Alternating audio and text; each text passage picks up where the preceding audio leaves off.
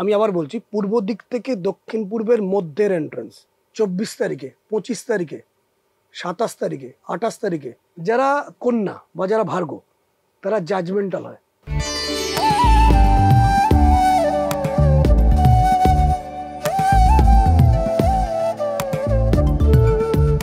নমস্কার, আনন্দবাজার অনলাইনে আপনাদের স্বাগত জানাই। ড্রিম ডেস্টিনি দেখছেন আপনি, আমাদের সঙ্গে রয়েছেন শ্রীমণি ভাস্কর। নমস্কার স্যার।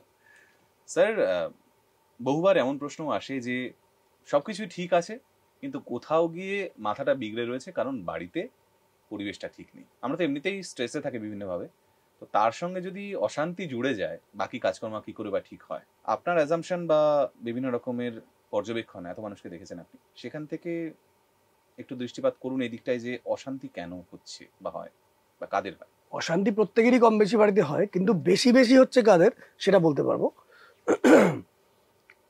প্রথম অন্যতম কারণ কিন্তু একটা বাস্তু। যাদের বাড়ির পূর্ব দিক থেকে দক্ষিণ পূর্ব দিকের মধ্যের এন্ট্রান্স ওই 120 ডিগ্রির কাছাকাছি, প্লাস মাইনাস 120 ডিগ্রি, মানে 115 ডিগ্রি থেকে 125 ডিগ্রি ক্যালকুলেট করতে হবে সেন্টার ফ্রম দ্য হাউস। আমি আবার বলছি, পূর্ব দিক থেকে দক্ষিণ পূর্বের মধ্যের এন্ট্রান্স তাদের বাড়িতে অশান্তি হয়, এবং সে অশান্তি প্রতিবেশীকে নিয়ে হতে পারে, আত্মীয় স্বজনকে নিয়ে হতে পারে, বাড়ির কোনো মেম্বারদের নিয়ে হতে পারে, সেভিংস নিয়ে হতে পারে, বাড়ির মেম্বারদের মধ্যে একটা গন্ডগোল হতে পারে। এটা একটা কারণ। দ্বিতীয় দেখেছি, দক্ষিণ থেকে পশ্চিমের আগের অবধি যদি কোনো দরজা থাকে, দক্ষিণ হচ্ছে 180 ডিগ্রি, পশ্চিম হচ্ছে 270 ডিগ্রি, মানে লম্বা ওই 180 ডিগ্রি থেকে 270 ডিগ্রির মধ্যে যদি কোনো দরজা থাকে, সেখানে ক্ষেত্রে কিন্তু 70-80% ক্ষেত্রে ঝগড়া অশান্তি আসছে, যদিও ব্যতিক্রম আছে। দক্ষিণ থেকে পশ্চিমের মধ্যে যে প্ল্যানেটগুলো এখানে প্রভাব দেয়, দক্ষিণ দিকের প্ল্যানেট হচ্ছে মার্স, সাউথ ওয়েস্টের প্ল্যানেট হচ্ছে রাহু, এবং পশ্চিম দিকের প্ল্যানেট হচ্ছে স্যাটার্ন।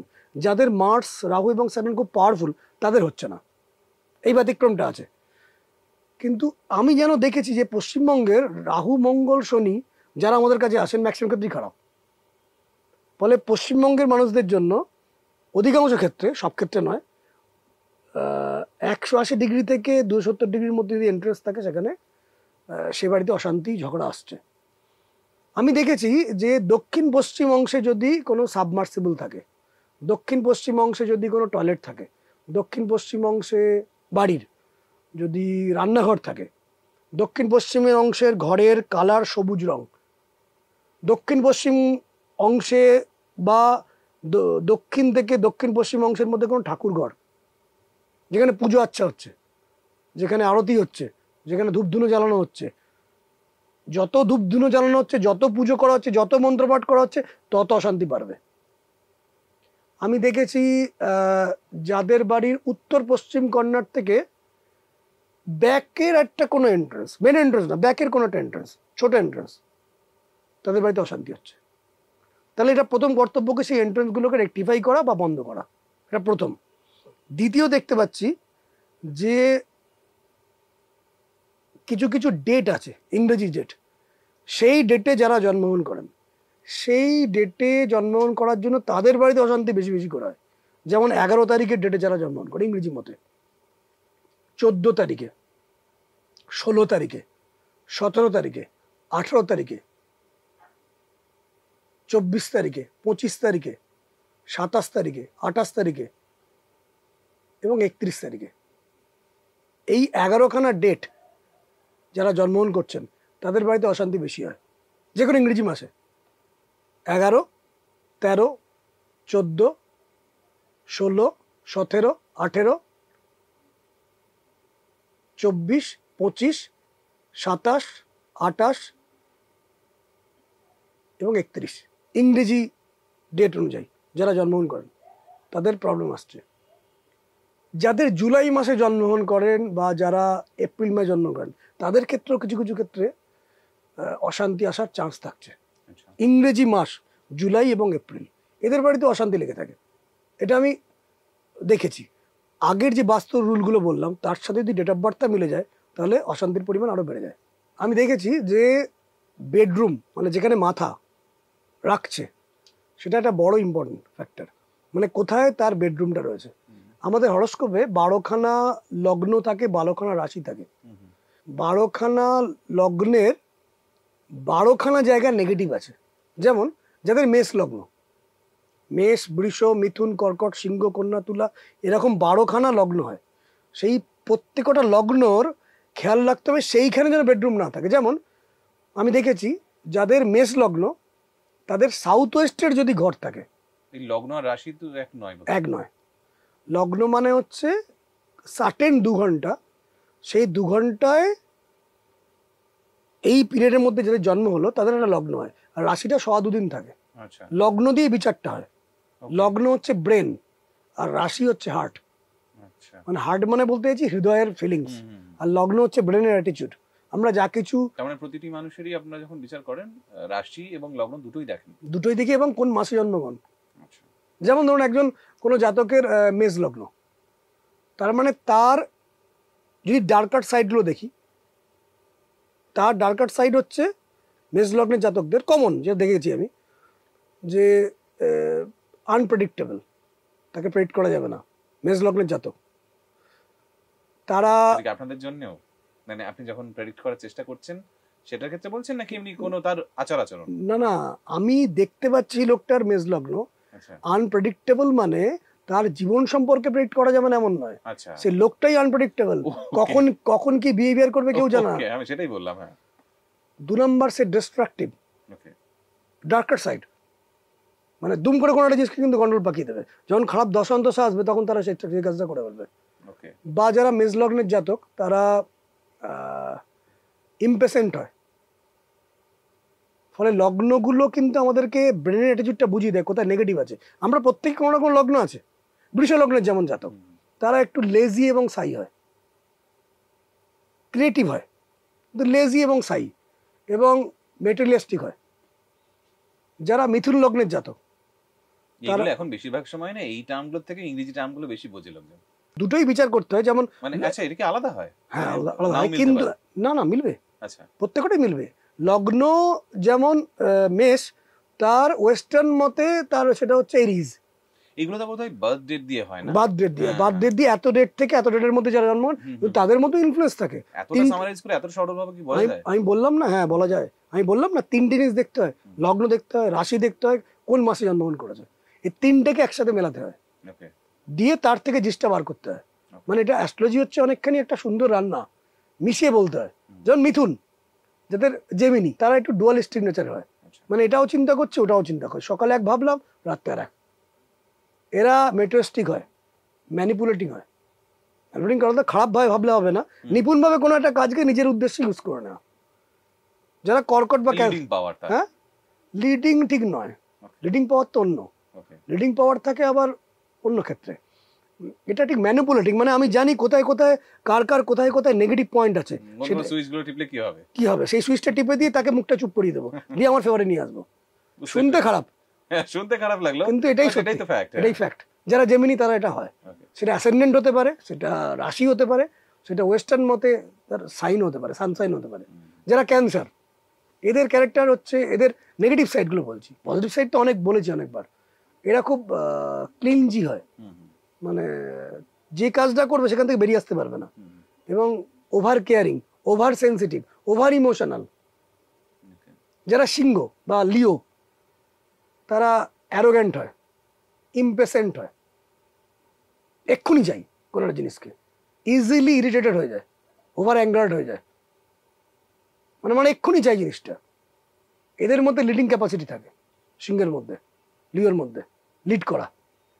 যারা কন্যা বা যারা ভার্গ, তারা জাজমেন্টাল হয়, একটু কমপ্লিকেটেড এবং ক্রিটিক্যাল হয়, এবং খুব ব্যালেন্স করে নিজের কাজটা পিক করে নিতে পারে। এটা কন্যা, এটা ভার্গ, তারা জানে, they know how to do it, কিন্তু অ্যাজ এ হোল শেষকারে গিয়ে তারা ম্যাসাকার করে ফেলে, মানে সব ছড়িয়ে ফেলে। কন্যার ক্ষেত্রে এটা ফ্যাক্টর, প্রথম দিকটা খুব সুন্দর করে করলো ব্যালেন্স, শেষকালে গিয়ে আটকে গেল। যারা তুলা হয়, তুলা মানে যারা লিব্রা, তারা শুনলে একটু অনেকে খারাপ ভাববেন, তারা একটু ড্রামাটিক হন, ড্রামা করে ফেলেন।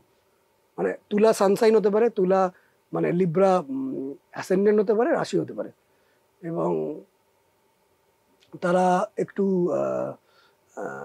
আনরিয়ালিস্টিক এবং টু ফেস্ট মানুষদের মধ্যে থাকেন, এবং থাকতে থাকতে তারাও ওরম টাইপের হয়ে যান অনেক সময়। এটা তুলার এর নেগেটিভগুলো বলছি, প্রত্যেকের আবার পজিটিভও আছে, এটা পরে একদিন বলবো।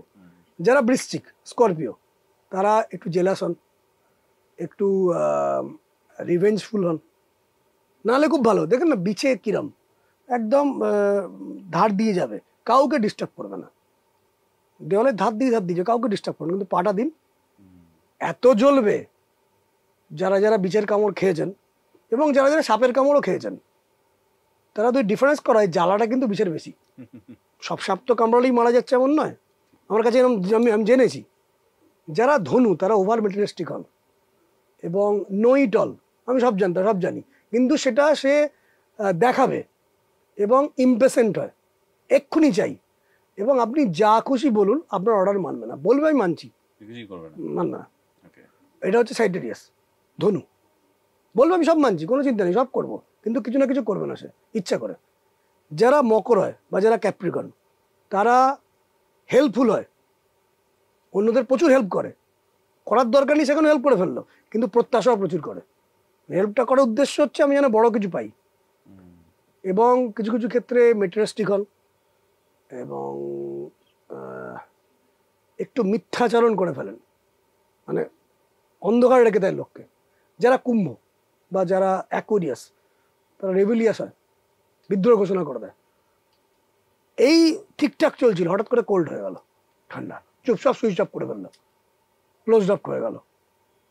এবং কিছু কিছু ক্ষেত্রে তারা অ্যাগ্রেসিভ বিহেভিয়ার করে ফেলেন, বাক্য একটু কঠিন হয়ে যায় কুম্ভের ক্ষেত্রে। আর মিনের ক্ষেত্রে যেটা পাইসেস, তাদের ক্ষেত্রে এরা একটু ভোলা বলা হয়, অতি সরল অথবা অতি বক্র, মানে যেটা খুব ইম্পর্টেন্ট জিনিস, যেখানে একটু বক্র হওয়া দরকার ছিল সেটা হলো না, সরল হয়ে রইল। আবার যারা যেখানে সরলতার সাথে ম্যানেজ করা যেত, অতি বক্র হয়ে গেল। তো প্রত্যেকের লগ্নের কিন্তু একটা করে ক্যারেক্টার আছে। মেষের ক্যারেক্টার হচ্ছে মার্স, বৃষের হচ্ছে ভেনাস, মিথুনের হচ্ছে মার্কারি, কর্কটের হচ্ছে মুন, সিংহের হচ্ছে সান, কন্যার হচ্ছে বুধ, এবং তুলার হচ্ছে ভেনাস, তারপরে আবার বৃশ্চিকের হচ্ছে মার্স, জুপিটারের হচ্ছে ধনুর, মকর এবং কুম্ভের হচ্ছে স্যাটার্ন, এবং আবার মিনের হচ্ছে জুপিটার। এটা আবার যদি দেখেন অদ্ভুতভাবে দেখবেন, সান এবং মুন পাশাপাশি রয়েছে। সান হচ্ছে লিও, মুন হচ্ছে ক্যান্সার। এবার যদি আমরা ইউনিভার্সে দেখি, সূর্যের পরে বুধ আছে, তো এখানেও কিন্তু তাই, সূর্যের পরে বুধ আছে, এটা মার্কারি হচ্ছে বুধ শুক্র পৃথিবী মঙ্গল ওইভাবে পরপর সাজানো এখানে। কারণ কন্যা রাশিটা বুধ, তুলাটা হচ্ছে শুক্র, তারপর বৃশ্চিক হচ্ছে মঙ্গল, ধনু হচ্ছে বৃহস্পতি, পরপর এভাবে সাজানো। উল্টো দিকেও তাই, এভাবে কিন্তু জোডিয়াক সাইনটা তৈরি হয়েছে। তো আমি দেখেছি যাদের মেষ লগ্ন হয় তাদের দক্ষিণ পশ্চিমে ঘরে শুলে প্রবলেম আসবে, যাদের বৃষ লগ্ন তাদের নর্থ ইস্টে ঘরে শুলে অশান্তি বাড়বে। এবং এই ক্যারেক্টারগুলো বললাম একটা অন্যতম কারণ, যে যারা যারা শুনছেন তাদের স্বামী, স্ত্রী, বাবা মা, শ্বশুর শাশুড়ি, ছেলে, কেউ না কেউ তো হবেই। এটা জেনে নেওয়া যে এটা এখান থেকে এটা হবে, মানে আমি রেশম কীটের থেকে মধু পাবো না, মৌমাছির থেকে আমি রেশম কীট পাবো না, যদি এটা বুঝে নেওয়া যাতে অশান্তিটা হবে না। এবার এই মেষ লগ্নের জাতকদের ক্ষেত্রে সাউথ ওয়েস্ট খারাপ, বৃষ লগ্নের জাতকদের ক্ষেত্রে নর্থ ইস্ট খারাপ। যারা মিথুন লগ্নের জাতক, তাদের যে শোবার ঘরটা যেন দক্ষিণ দিকে না হয়, বেডরুমটা। কর্কটের জন্য পশ্চিমের ঘরটা খারাপ, কর্কট লগ্ন। সিংহ লগ্নের জন্য নর্থের দিক খারাপ, সিংহ লগ্ন বলছি, রাশি না কিন্তু। কন্যা লগ্নের ক্ষেত্রে পূর্ব দিকটা খারাপ, মানে পূর্ব দিকের ঘরে কন্যা লগ্নের যারা জাতক জাতিকা যদি রাত্রে ঘুমান, সেখানে অশান্তি ঝঞ্ঝাট ঝামেলা বাড়বে। তুলা লগ্নের জন্য যারা তুলা লগ্ন, লগ্ন বলছে কিন্তু সানসাইন নয় বা রাশিও বলিনি, তুলা লগ্ন যাদের, তাদের উত্তর দিকের ঘরে থাকলে কিন্তু প্রবলেম বাড়বে। যাদের বৃশ্চিক লগ্ন তাদের দক্ষিণ পশ্চিমের কাছাকাছি ঘুমালে কিন্তু প্রবলেম বাড়বে। যাদের ধনু লগ্ন তাদের দক্ষিণ পশ্চিমের ঘরে শুলে প্রবলেম বাড়বে।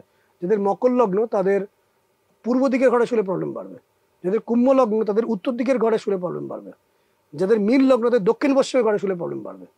এইভাবে ঘরগুলো যদি সরিয়ে দেওয়া যায় তাহলে অশান্তি অনেকাংশে কমে যাবে। বেশ, এই আলোচনা আজকে এখানেই শেষ করতে হচ্ছে, কারণ সময় একদম হাতে নেই। দেখতে থাকুন আনন্দবাজার অনলাইন। ভালো থাকবেন। নমস্কার। নমস্কার।